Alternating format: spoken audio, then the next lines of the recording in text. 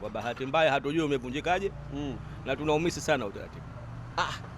Umesema unaumisi sana? Tunaumisi kwa sababu mtu aliyokuwa hapendi mazingira ina maana hata utu wake unakuwa hujakamilika. Mazingira ni utu. Mazingira ni utu, naam. Kuna jambo moja mimi linanikereketa nafsi yangu. Kipindi cha miaka kadhaa hapa nyuma tumekuwa na utaratibu ule wa kila Jumamosi ya mwisho wa mwezi tunafanya usafi. Maduka hayafunguliwi mpaka saa 4. Kuanzia asubuhi saa 12 mpaka saa 4 ni usafi wa mazingira unafanyika. Utaratibu umekwenda. Kwanza utaratibu ulikuwa unaonaje wewe? Ulikuwa una manufaa kweli kwenye mazingira yetu na nchi yetu?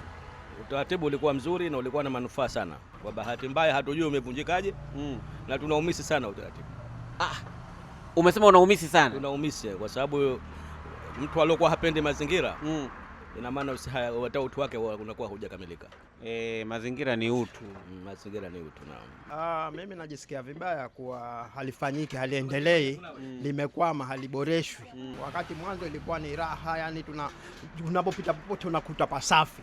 Lakini sasa usafi wa kila Jumamosi ya mwisho wa mwezi, wewe unahisi ilikuwa na faida gani? Faida ni kuboresha na kuonekana hali ya nchi kuwa iko safi wakati wote kila ninapopita. Hata kama atakuja mgeni atakuwa na furahi, anasema Tanzania yetu iko vizuri.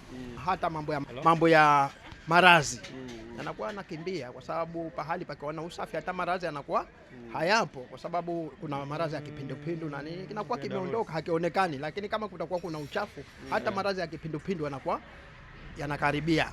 Yanakuwa na umuhimu sababu mazingira yalikuwa machafu ile Jumamosi. Naambiwa msifungue maduka mapema, tufanye usafi. Kwa sasa hivi naona umepotea, sijui imekuaje.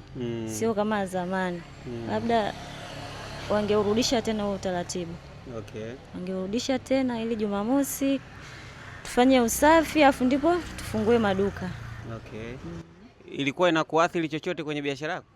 Hapana. Ilikuwa haileti athari yoyote. Serikali za mitaa. Serikali za mitaa ndio ambao kwa kudumisha na haya mambo yakaendelea. Bila wao inabidi kwa wananchi hawawezi. Serikali za mitaa ndio ambao kwa ndio wajibu wao wa kudumisha haya masuala yasirudi nyuma, lakini wanaachia na ndio masuala kuona na rudi nyuma. Serikali za mitaa wanaachia. Lakini wangekuwa wana bidii ya kufuatilia, hawana bidii ya kufuatilia kwa kweli ninaposema mimi. Hawana bidii wa serikali za mitaa kufuatilia. Wanaacha nyuma kabisa ya mambo. Na ndio kaona kuna uzoroto kama huo unatokezea. Lakini wangekuwa wana bidii wao na wananchi wangekuwa wanafuata.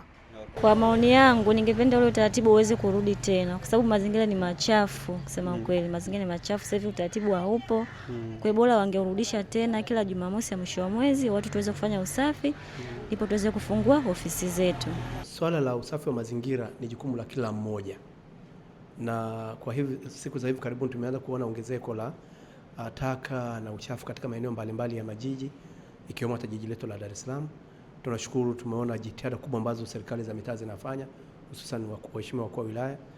Lakini ninatambua kwamba huko nyuma kulikuwa na utaratibu kila Jumamosi ya mwisho wa mwezi, wananchi, wafanyabiashara, viongozi wa serikali tunajumuika pamoja kuhakikisha kwamba tunafanya usafi kwa muda fulani, kuanzia asubuhi mpaka. Ule utaratibu ulikuwa mzuri sana na unasaidia sana kuondoa taka na uchafu katika maeneo mbalimbali ya majiji yetu.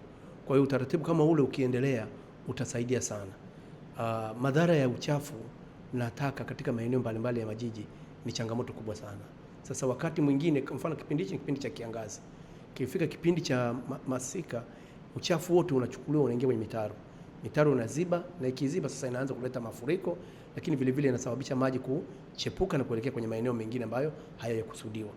Lakini zaidi maeneo yote ya fukwe badala kutumika kama sehemu ya watu kwenda kula starehe, inakuwa sasa ni eneo ambayo ina uchafu na sasa inakuwa haifai hata kwa watu kwa ajili ya kutumia. Kwa hiyo utaratibu ule ni mzuri na mimi naendelea kushauri kwamba kama ikiwezekana utaratibu ule urudi ili angalau tuendelee kusafisha majiji yetu huku tukijipanga kwa ajili ya AFCON mwakani.